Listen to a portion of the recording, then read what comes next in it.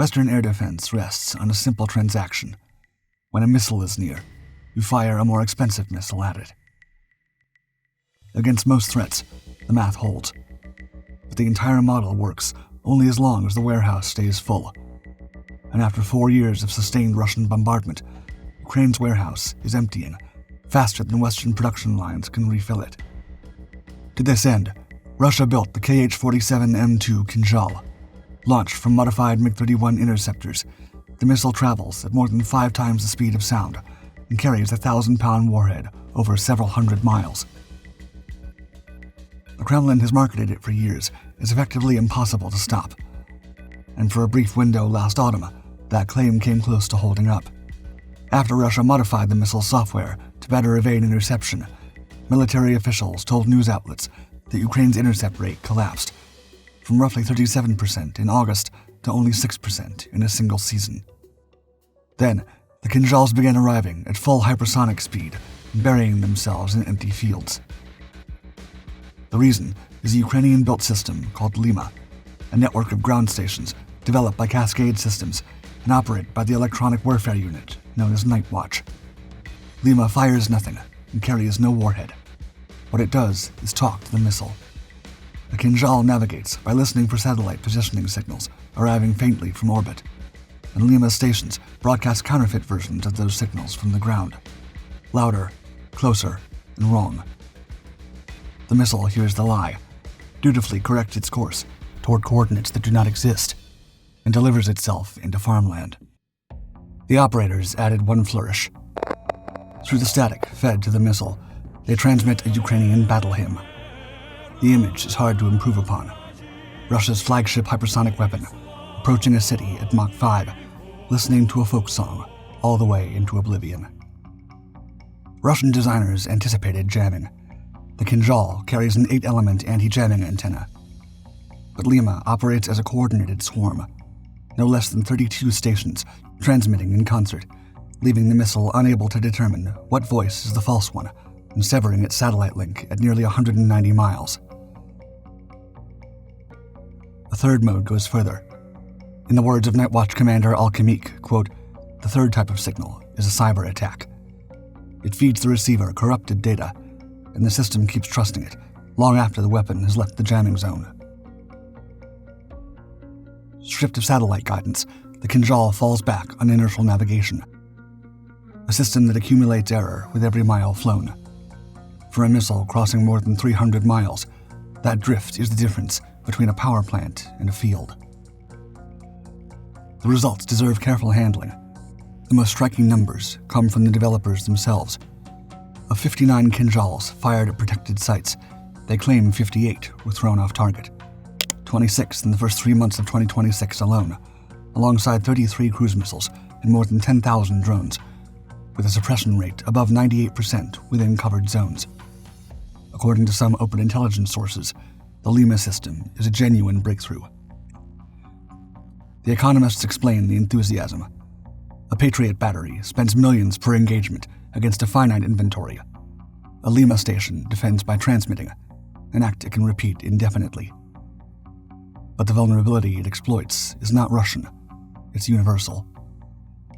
Every modern precision weapon navigates by listening to a signal from space, and Ukraine has demonstrated at scale that the signal can be hijacked. Whatever hypersonic weapons the United States or China fields next will have to take this into consideration. Now it appears the Pentagon has read the same lesson. The Navy has paid Draper Laboratory more than $300 million for GPS-free navigation on its conventional prompt strike hypersonic missile, a solicitation demanding accuracy to within 16 feet of the target. The same laboratory built the star tracking guidance inside Trident. There is a clock running. Operators estimate Russia will need 3 to 4 months to rework the Kinzhal's navigation suite, giving Ukrainian engineers the same window.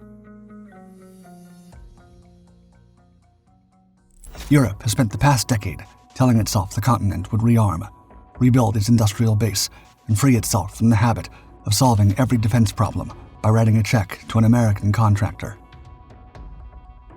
The centerpiece of that story was a single aircraft program, the Future Combat Air System, or FCAS, launched by France and Germany in 2017 and joined by Spain 2 years later.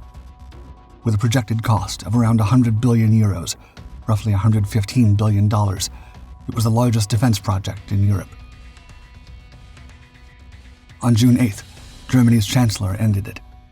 9 years of work closed out, not on a battlefield or in a budget committee, but in a work-share dispute between two companies, Dassault Aviation and Airbus, that a formal government mediation spent months trying to resolve, before concluding in April that a jointly built jet was simply no longer feasible. The more important questions are what this aircraft was supposed to be, what it was supposed to answer, and what fills the hole it leaves behind. The FCAS plan described a system of systems built around 3 pillars: a manned stealth fighter at the core, swarms of accompanying drones that would scout, jam, and strike alongside it, and a digital combat cloud linking aircraft, drones, and satellites into a single shared battle picture. Delivery was targeted for the 2040s, replacing France's Rafale and the German and Spanish Eurofighters. Both are capable aircraft, and both are old designs. The Rafale first flew in 1986, the Eurofighter in 1994. Neither was built for a world where survival depends less on the aircraft itself and more on the network it fights inside. While the partners argued, technology moved incredibly far ahead. China flew 2 separate 6th-generation prototypes in December 2024 alone. The Chengdu J-36, a tailless 3-engine design, has since appeared in at least 3 flying prototypes, an iteration speed Western programs haven't matched in decades. The Shenyang J-50 appears configured for carrier operations from ships like the Fujian. Pentagon assessments project both operational by the mid-2030s, operating alongside hundreds of J-20 stealth fighters already in service. The United States awarded Boeing the F-47 in March 2025, designed from the outset to command escort drones already flying in prototype form. Even the British-Italian-Japanese GCAP program, which Europe cites as proof that cooperation works, is targeting 2035, 5 or more years ahead of anything Paris or Berlin now has on paper. And all Europe has to show for nearly a decade of work is a full-scale plastic model that's toured air shows since 2018. What the collapse produced is arguably worse than nothing. 2 competing programs where one already struggled to survive. France will develop a national 6th-generation fighter independently. Germany answered within 48 hours, launching Team Gen 6 at the Berlin Air Show, an Airbus-led consortium of 8 companies, with Spain expected to join. Both target aircraft in the early 2040s, which means Europe split one struggling program into 2, chasing the same deadline with divided funding, duplicated engineering, and smaller production runs to spread the cost across. The deeper problem was visible in the requirements all along. France needed a nuclear-capable, carrier-compatible aircraft. Germany needed neither. France's aerospace champion insisted on leading. Germany's would not accept being led. The threat assessment, the budget, and the deadline were never in question. 2 governments that agree on everything a defense program is supposed to settle still could not agree on who signs the drawings. And that points to the conclusion nobody on either side of the Rhine wants to say into a microphone. Germany's own defense minister called Team Gen 6 one possibility, while confirming Berlin is also weighing additional American F-35s. Belgium has already ordered 11 more. Across the continent, the F-35 production line keeps absorbing the customers that European programs keep failing to serve, deepening the supply chains and dependencies that tie European air forces to Washington for decades. The continent spent 9 years and a planned 100 billion euros building an escape from that dependence. The escape route leads, with some irony, directly back to the showroom it was meant to avoid.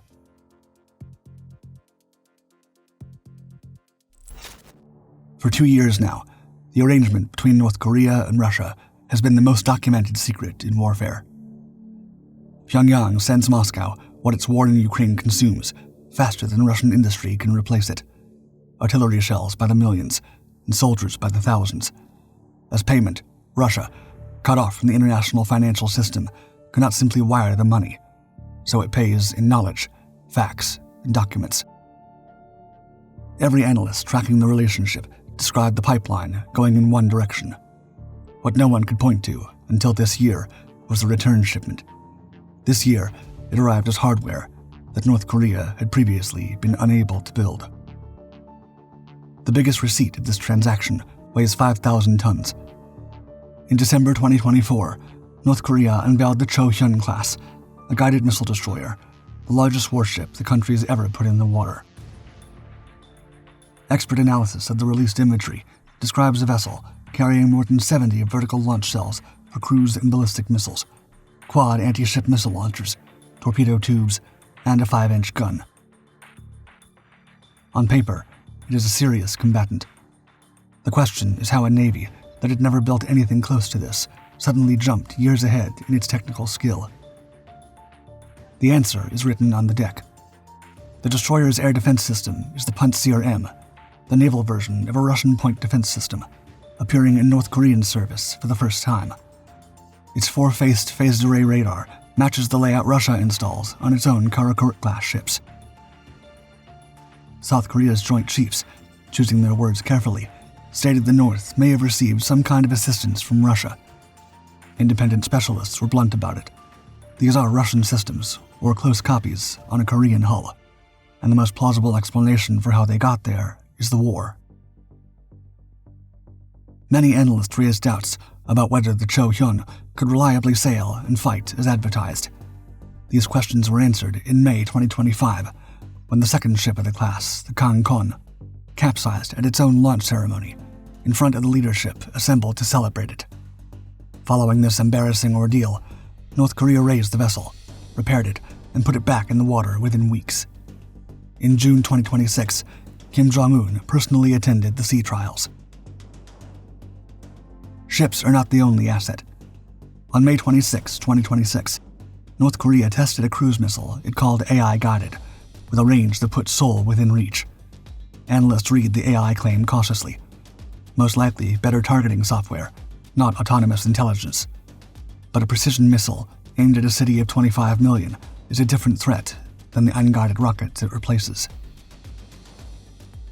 Behind every one of these figures is a single source, the Korean Central News Agency, the propaganda organ of the most closed government on Earth.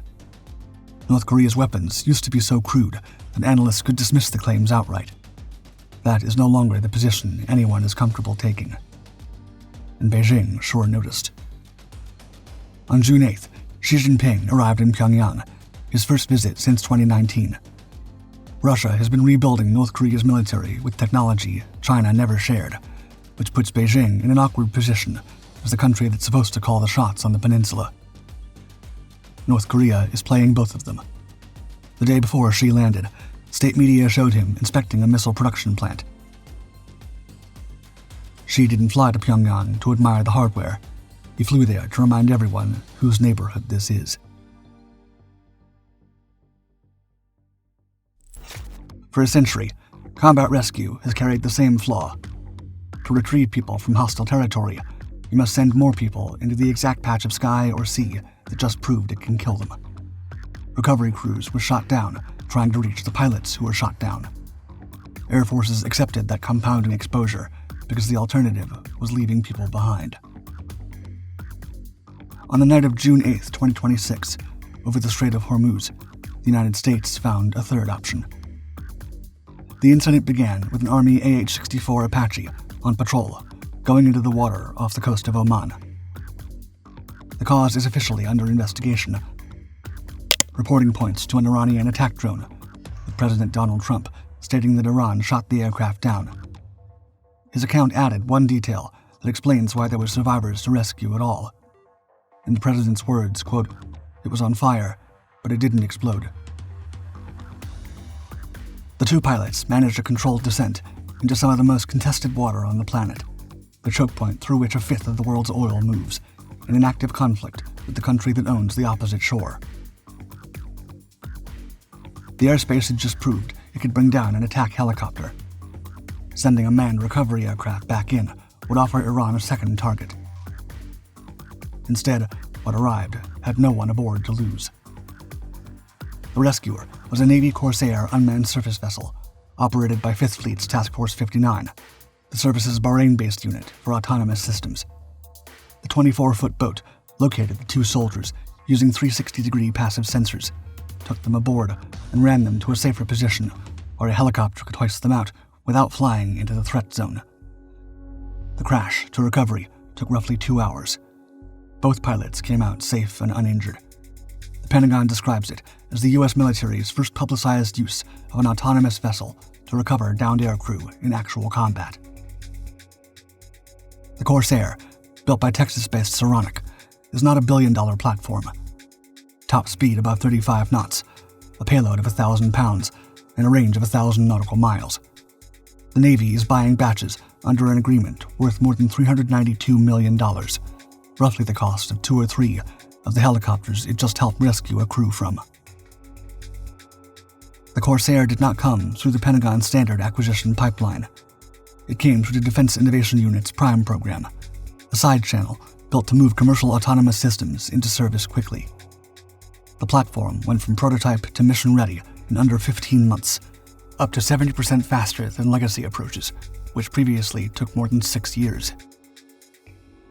Task Force 59 began fielding the boats in theater in late March. 10 weeks later, one performed the first combat rescue of its kind. Both halves of the modern cost exchange argument played out in one incident.